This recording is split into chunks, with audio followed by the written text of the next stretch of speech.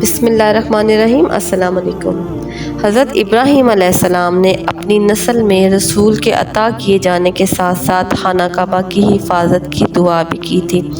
اللہ تعالیٰ نے یہ دعا قبول فرمائی تھی۔ اللہ تعالیٰ نے حضرت ابراہیم علیہ السلام کی نسل میں رسول بھی عطا کیے اور خانہ کعبہ کی حفاظت بھی کی، وہ اس طرح سے کہ 2500 سال تک کسی نے بھی خانہ کعبہ پر حملہ نہیں کیا تھا، اور جب ابرہہ نے حملہ کیا تو عبد المطلب نے اللہ تعالیٰ کے بھروسے سے صاف کہہ دیا کہ خدا اپنے گھر کی خود حفاظت کرے گا۔ کیسا جواب دیا! وہ تو بہت عقل مند تھے۔ دراصل یہ سارا واقعہ اور یہ جواب سب کچھ اللہ کی خاص مدد دکھانے کا اعلیٰ انتظام تھا۔ پھر ننھے ننھے پرندے کنکڑ لے کر آئے اور ابرہہ کے لشکر پر گرائے، جس سے فوج کتوں کی موت مری۔ یہ واقعہ ماہ محرم میں ہوا تھا۔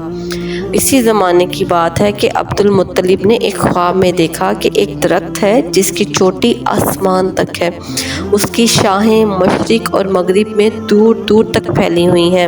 یہ درخت سورج سے کئی گنا زیادہ روشن ہے۔ قریش کا ایک گروہ اس کی شاخوں سے لٹکا ہوا ہے، ایک دوسرا گروہ اس کی شاخوں کو کاٹنے کے لیے آگے بڑھتا ہے۔ اس گروہ کو قریش کا ایک خوبصورت جوان جس کے جسم سے خوشبو نکل رہی ہے، وہ ان کو مار مار کر بھگاتا ہے۔ اس وقت کے علماء نے ان کو یہ تعبیر بتائی تھی کہ آپ کی اولاد میں ایک نبی پیدا ہوگا جس کی بشارت آسمانی صفوں میں موجود ہے۔ امام جلال الدین سیوطی لکھتے ہیں کہ جب رسول اقدس کا ظہور ہوا تو جناب ابو طالب کہا کرتے تھے کہ میرے باپ نے خواب میں جو مقدس درخت دیکھا تھا، خدا کی قسم وہ درخت محمد صلی اللہ علیہ وآلہ وسلم ہے۔ عبد المطلب کے سب سے چھوٹے بیٹے عبداللہ بہت نیک طبیعت کے مالک تھے۔ وہ بت پرست نہیں تھے بلکہ ایک خدا کو ماننے والے تھے، یعنی دین ابراہیم پر قائم تھے۔ ان کی شادی قریش کی سب سے قابل عزت خاتون حضرت آمنہ بنت وہب بن عبد المناف بن زخرہ بن قصاص سے ہوئی۔ حضرت آمنہ ورقہ بن نوفل کی رشتے کی بہن تھی۔ حضرت عبداللہ اور حضرت آمنہ عرب کے اعلیٰ ترین خاندانوں کے اعلیٰ ترین افراد ہیں۔ ان کی شادی بہت برکت والی شادی تھی۔ دولہا کی عمر تقریباً 25 سال تھی اور دلہن کی عمر 20 سال سے کچھ کم تھی۔ حضرت عبداللہ اپنے والد کے ساتھ تجارت کرتے تھے۔ ان دنوں ایک تجارتی قافلہ شام کی طرف جا رہا تھا۔ آپ کے والد نے آپ کو اس قافلے کے ساتھ جانے کو کہا۔ آپ والد کے بہت فرما بردار تھے، اس سفر پر روانہ ہو گئے۔ جاتے وقت حضرت آمنہ کو الوداع کہا۔ وہ گویا آخری سفر پر جانے کے لیے آخری الوداع تھا، کیونکہ آپ شام کے سفر سے زندہ واپس نہیں آئے تھے۔ راستے میں بہت بیمار ہو گئے۔ آپ کا ننیال یثرب یعنی مدینہ میں تھا، وہاں 1 ماہ ٹھہرے مگر صحت یاب نہ ہو سکے۔ آپ کی وفات حضرت عبد المطلب اور مکہ والوں کے لیے بے حد صدمے کا باعث تھی۔ حضرت آمنہ بے حد صابر اور شاکر خاتون تھی، بڑے حوصلے اور صبر سے اس مشکل کو برداشت کیا تھا۔ حضرت عبداللہ کوئی رئیس آدمی نہیں تھے بلکہ فوت ہونے پر ان کا ترکہ چند جانور، شعب بن ابی طالب میں ایک مکان، ایک دکان، کھجوروں اور چمڑے کا کچھ خزیرہ، 2 غلام اور 1 لونڈی تھی۔ یہ لونڈی جن کا نام ایمن تھا بہت وفادار اور بہت سمجھدار خاتون تھی۔ حضرت آمنہ کا بہت خیال رکھا کرتی تھی اور ہر وقت خدمت میں حاضر رہتی تھی۔ وہ بہت نیک دل اور صبر کرنے والی خاتون تھی۔ تو حضرت آمنہ رضی اللہ تعالیٰ عنہ جیسی ہستیوں کو اللہ پاک بہت پسند فرماتا ہے۔ ان کا غم اللہ تعالیٰ نے خود دور کیا۔ وہ اس طرح کے کئی دفعہ ان کو خواب میں خوشخبری ملی، بہت بڑی خوشخبری ملی، اتنی بڑی خوشخبری کہ آپ کے علاوہ کسی اور کو ایسی خوشخبری نہ ملی ہے، نہ قیامت تک ملے گی۔ اور یہ بھی خواب میں بتا دیا گیا کہ آپ کو سب سے اونچی شان والا بیٹا عطا کیا جائے گا۔ صرف خواب ہی نہیں، کشف میں بھی آپ کو ایسے نظارے دکھائے جاتے جس سے آپ کو اندازہ ہوتا کہ کوئی بہت بڑی شان والا بیٹا آپ کو ملے گا۔ آپ نے یہ بھی دیکھا تھا کہ آپ کے اندر سے ایک نور نکلتا ہے جو ہر طرف پھیل گیا۔ اس کا ذکر پیارے آقا صلی اللہ علیہ وآلہ وسلم کے مبارک الفاظ میں بھی سنیے۔ آپ صلی اللہ علیہ وآلہ وسلم فرماتے ہیں میں اپنے باپ ابراہیم کی دعا ہوں، حضرت عیسیٰ ابن مریم کی بشارت ہوں اور اپنی ماں کا وہ رویا ہوں جو انہوں نے دیکھا کہ ان کے جسم سے ایک نور نکلا ہے جس میں انہیں شام کے محلات نظر آئے اور انبیاؤں کی ماؤں کو اسی طرح دکھایا جاتا ہے۔ حضرت آمنہ کو بھی فرشتوں نے بیٹے کی خوشخبری کے ساتھ ساتھ نام بھی بتا دیا اور دعا بھی سکھا دی حاسدوں اور شر سے بچنے کے لیے۔ آپ اکثر سوتے جاگتے نورانی فرشتوں کو دیکھتی، فرشتوں کے پروں کی آوازیں سنتی۔ یہ سب انوکھی باتیں تھیں۔ واقعہ بھی تو انوکھا ہونے والا تھا۔ صرف حضرت آمنہ ہی نہیں، کل کائنات ایک بہت بڑی شان والے وجود کی منتظر تھی۔ عیسائی اور یہودی علماء اپنی کتابوں میں دیے گئے اشاروں اور نشانیوں کے مطابق سمجھ رہے تھے کہ سب سے بڑی شان والے نبی کی پیدائش کا وقت آ گیا ہے۔ کی پیدائش کا دن بابرکت دن آج پہنچا۔ 12 ربیع الاول عام الفیل 20 اپریل 571 سورج نکلنے سے کچھ پہلے حضرت آمنہ کی گود میں وہ چاند سا ٹکڑا آ گیا جس کی بشارتیں انہیں مل رہی تھیں۔ آپ صلی اللہ علیہ وآلہ وسلم کی ولادت مکہ کے محلہ سوق العیل میں ہوئی۔ آپ کی دایا کا نام شفا تھا جو مشہور و محترم صحابی رسول صلی اللہ علیہ وآلہ وسلم حضرت عبد الرحمن بن عوف کی والدہ تھی۔ سب سے پہلے بچے کو گود میں لینے کی سعادت انہی کو حاصل ہوئی۔ بچہ انتہائی حسین، گول، چمکدار اور حسین چہرہ، پیشانی اور ناک اونچی، آنکھیں سیاہ اور روشن پلکیں دراز تھیں، سر بڑا اور بال کالے تھے۔ اس وقت آپ صلی اللہ علیہ وآلہ وسلم کی والدہ کو بھی کشف میں دکھایا گیا تھا کہ آپ صلی اللہ علیہ وسلم کے ہاتھ میں فتح نصرت اور غلبہ کی چابیاں ہیں۔ آپ صلی اللہ علیہ وآلہ وسلم آسمانوں سے نور لائے تھے، خود بھی نور تھے۔ آپ صلی اللہ علیہ وآلہ وسلم کا نام محمد صلی اللہ علیہ وآلہ وسلم رکھا گیا۔ آپ صلی اللہ علیہ وآلہ وسلم کی خوبصورتی میں خدا تعالیٰ کی خوبصورتی کا عکس ہے۔ آپ صلی اللہ علیہ وآلہ وسلم فرمایا کرتے تھے سب سے پہلے جو اللہ تعالیٰ نے پیدا کیا ہے وہ میرا نور ہے، یعنی کہ اللہ پاک نے اپنا نور سب سے پہلے پیدا کیا اور اپنے نور سے ہی نبی پاک صلی اللہ علیہ وآلہ وسلم کو تخلیق فرمایا ہے۔ آپ صلی اللہ علیہ وآلہ وسلم کی پیدائش کے وقت حضرت عبد المطلب خانہ کعبہ میں دعا کر رہے تھے۔ ایمن نے جو کہ حضرت آمنہ کی لونڈی تھی، انہوں نے پوتے کی خوشخبری سنائی۔ خوشی خوشی حضرت عبد المطلب گھر لوٹے، پوتے کو گود میں لیا۔ حضرت آمنہ کے خواب اور کشف کی وجہ سے نام محمد صلی اللہ علیہ وآلہ وسلم ہی پسند فرما لیا۔ ننھے سے بچے کو گود میں لیا، خانہ کعبہ اٹھا کر لے آئے، اللہ کا شکر ادا کیا اور اعلان کیا کہ عبداللہ مرحوم کے بچے کا نام محمد صلی اللہ علیہ وآلہ وسلم رکھ دیا گیا ہے۔ اس زمانے میں یہ رواج تھا کہ اپنے نوزائیدہ بچوں کو قبیلے کے لوگ صحراؤں میں آباد قبیلوں میں بھیج دیا کرتے تھے تاکہ وہاں کھلی ہوا میں بچے کی صحت اچھی رہے، اچھی عربی سیکھ سکے، گفتگو کا سلیقہ آ جائے اور جفاکشی اور بہادری بھی سیکھ لیں بچے۔ گاؤں والے بچے پالنے کا معاوضہ لیتے تھے، اس طرح ان کی کمائی کا ذریعہ بھی بن جاتا۔ گاؤں سے بچے 2 سال یا 2 سال کے بعد واپس لایا کرتے تھے۔ جس سال ہمارے پیارے آقا صلی اللہ علیہ وآلہ وسلم پیدا ہوئے، صحرائی قبائل کی 10 شریف عورتیں مکہ آئیں۔ ان عورتوں کو یہ تلاش ہوتی تھی کہ امیر گھرانے کا بچہ مل جائے تو پالنے کا زیادہ معاوضہ ملے گا۔ آمنہ کا لال تو یتیم تھا، یتیم کو پالنے سے کیا ملتا؟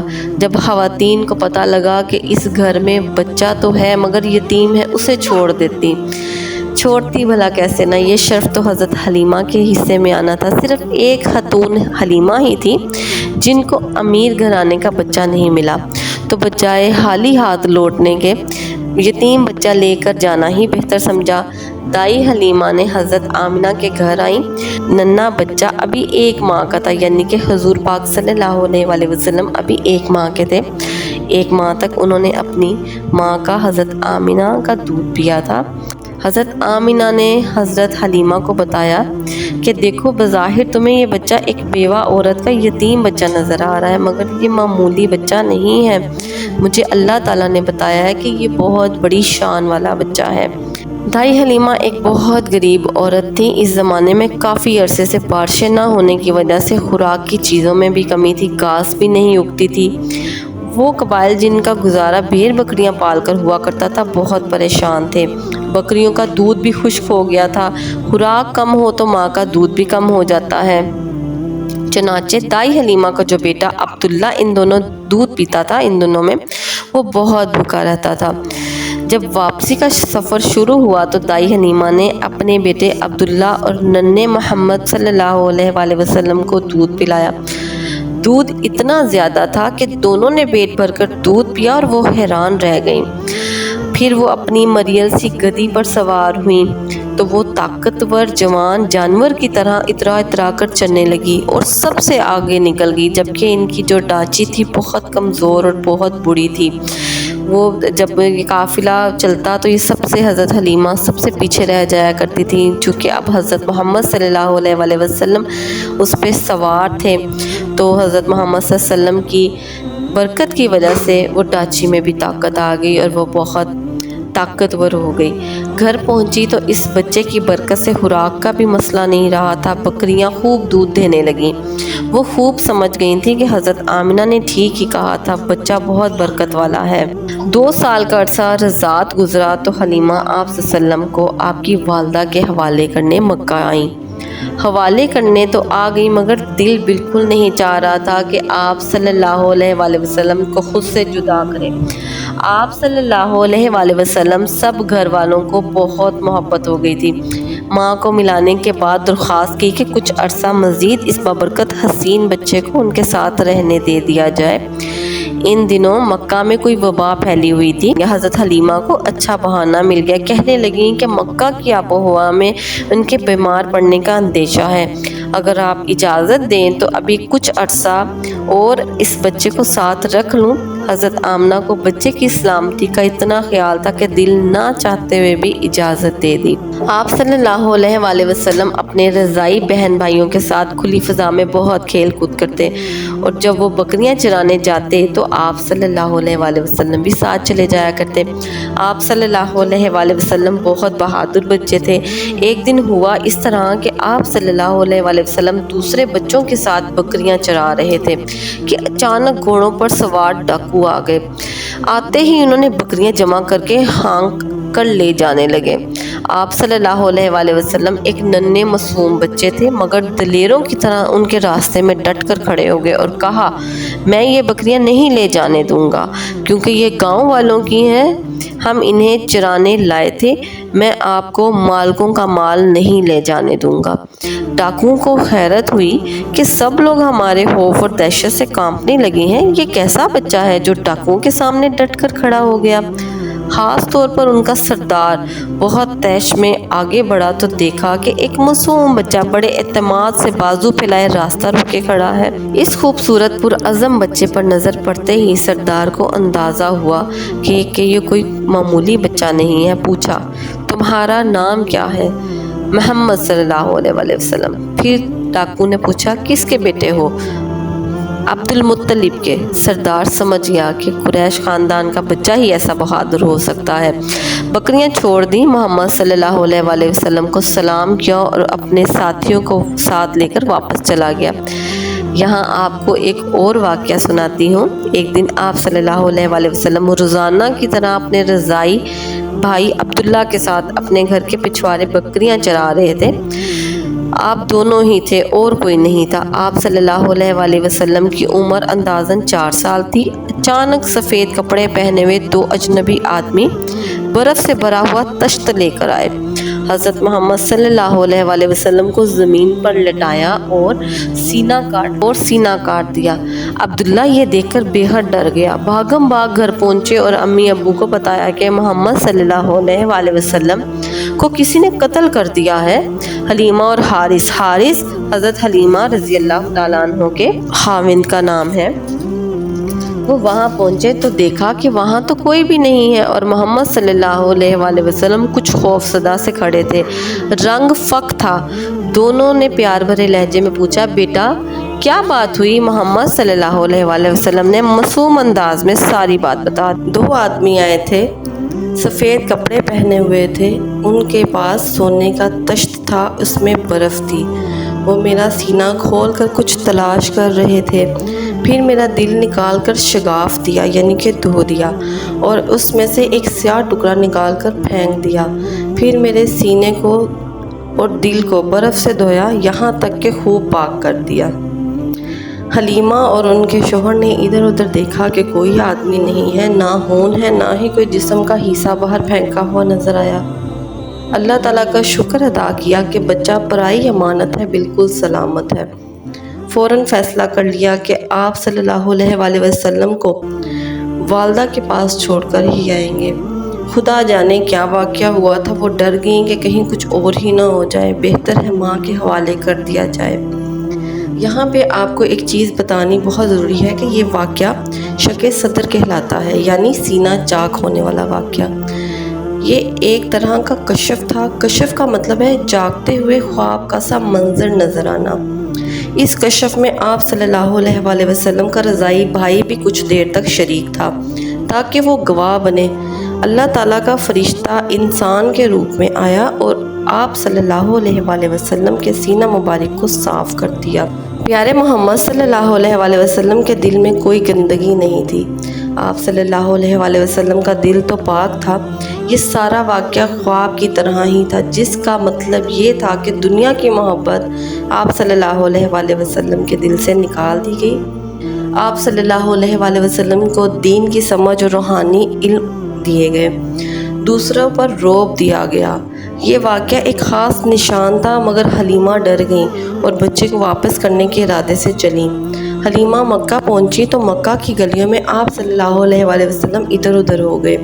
بہت تلاش کیا گیا مگر آپ صلی اللہ علیہ وآلہ وسلم نہ ملے۔ گھبرا کر عبد المطلب کے پاس گئیں کہ میں محمد صلی اللہ علیہ وآلہ وسلم کو لے کر تو آئی تھی مگر وہ گم ہو گئے ہیں۔ عبد المطلب کعبہ کے پاس جا کر دعا کرنے لگے۔ اتنے میں ایک اور شخص ورقہ بن نوفل آپ صلی اللہ علیہ وآلہ وسلم کو لے کر عبد المطلب کے پاس آئے۔ آپ صلی اللہ علیہ وآلہ وسلم نے بچے کو بہت پیار کیا اور کندھے پر بٹھا کر کعبے کا طواف کیا اور آپ صلی اللہ علیہ وآلہ وسلم کے لیے بہت دعا کی اور پھر حضرت آمنہ کے پاس بھیج دیا۔ حضرت آمنہ کا ننیال یثرب یعنی کہ مدینہ میں تھے۔ اب ان سے ملنے اور اپنے شوہر کی قبر پر دعا کرنے جایا کرتی تھی۔ آپ نے سوچا کہ اس دفعہ میں محمد صلی اللہ علیہ وآلہ وسلم کو بھی ساتھ لے جاؤں گی۔ دونوں حضرت عبداللہ کی قبر کی زیارت ایک ساتھ کر لیں گے۔ آپ صلی اللہ علیہ وآلہ وسلم کی عمر اس وقت 6 سال تھی جب آپ صلی اللہ علیہ وآلہ وسلم اپنی والدہ اور ایمن جو ان کی لونڈی تھی ان کے ساتھ مکہ کے سفر پر روانہ ہو گئے۔ مدینہ میں بنو نجار آپ صلی اللہ علیہ وآلہ وسلم کے رشتہ دار تھے۔ آپ صلی اللہ علیہ وآلہ وسلم وہاں 1 ماہ ٹھہرے۔ آپ اپنے ہم عمروں کے ساتھ خوب کھیلے کودے۔ یہاں پر آپ صلی اللہ علیہ وآلہ وسلم نے ایک تالاب میں تیرنا سیکھا، باپ کی قبر کی زیارت کی۔ واپسی میں مدینہ اور مکہ کے درمیانی رستے میں حضرت آمنہ شدید بیمار ہو گئیں۔ حالات اتنے خراب ہو گئے کہ ان کو محسوس ہوا کہ اب میں بچ نہیں سکوں گی۔ اپنے پیارے بیٹے پر الوداعی نگاہیں ڈالیں اور باپ سے محروم بچے کی ماں نے بچے کو اللہ کے سپرد کر دیا۔ خدا شاہد ہے کہ اس سید النساء نے اپنی یادگار ایسا ہی بچہ چھوڑا جو کل عالم کے لیے نور ہدایت ہے۔ حضرت آمنہ ابوا نامی جگہ پر وفات پا گئیں۔ ابوا میں ایک چھوٹی سی پہاڑی پر قدرے بلند جگہ پر آپ کی قبر مبارک ہے۔ آپ صلی اللہ علیہ وآلہ وسلم نے والدہ کے لیے دعا کی۔ ایمن ننھے محمد صلی اللہ علیہ وآلہ وسلم کو لے کر مکے واپس آ گئیں۔ باپ تو پہلے ہی نہیں تھا، اب ماں سے بھی محروم ہو گئے تھے۔ دراصل آپ صلی اللہ علیہ وآلہ وسلم اپنے پیدا کرنے والے کی پناہ میں تھے۔